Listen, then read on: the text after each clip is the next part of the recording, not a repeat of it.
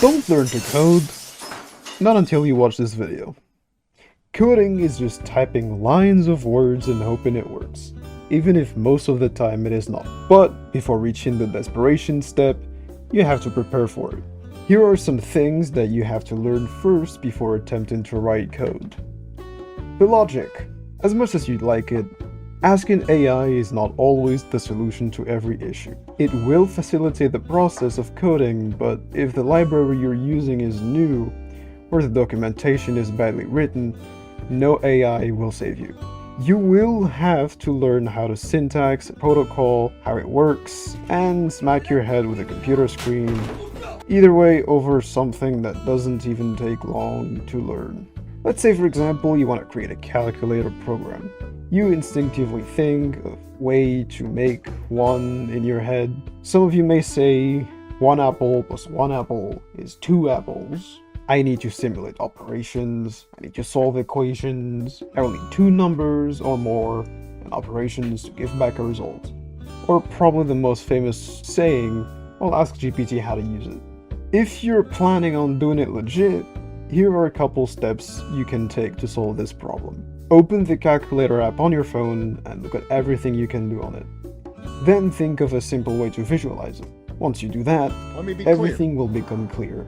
Let's go even simpler and ignore all the complicated parts. Let's just take this out of 100% keyboard. Everything you see on there is all you need to make a simple calculator. Say you want to calculate 1 plus 1, you'll have to give your computer those 3 characters at the very least. You'll need somewhere to save each character, and some operation running in the background to execute the operation.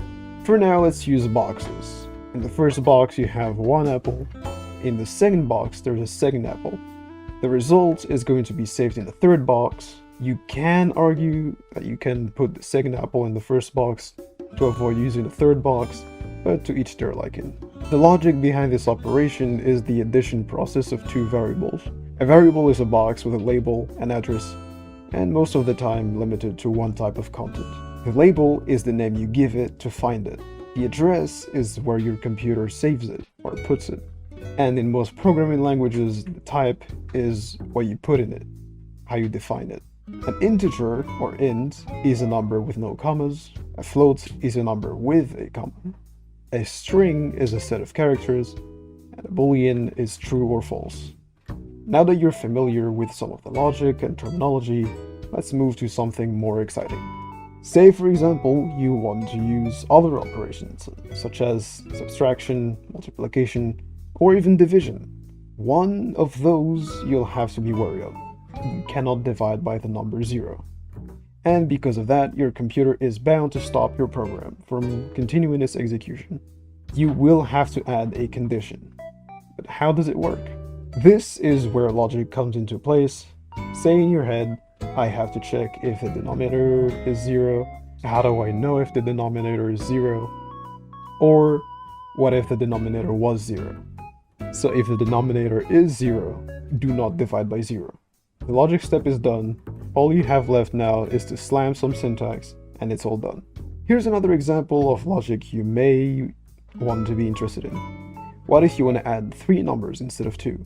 You'll have to have a syntax similar to this, 1 plus 1 plus 1.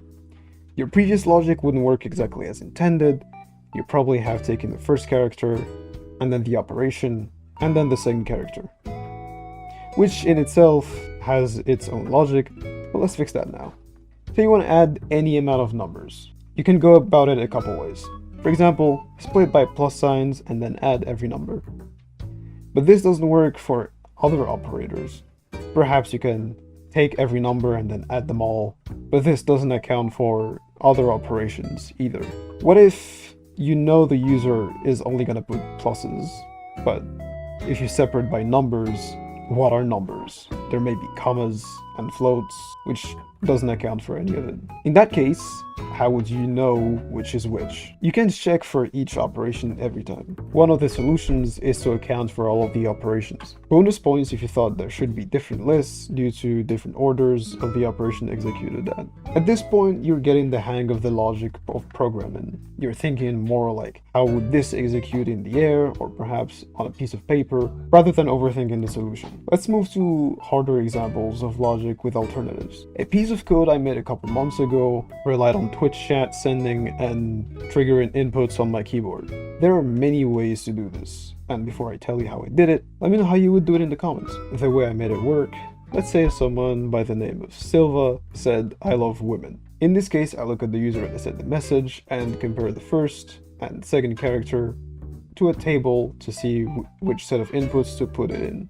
When I know which set to go to, I can move to the message they sent. The same logic is applied. As much as I want to ban my chatters or punish them for giving the wrong input, I still want to talk to people that come to my chat. So instead of banning them, I can just use that input to do something. For example, press a button on my keyboard and make something happen in the game. With the logic down, all I have left is to move to the research phase and start coding the program.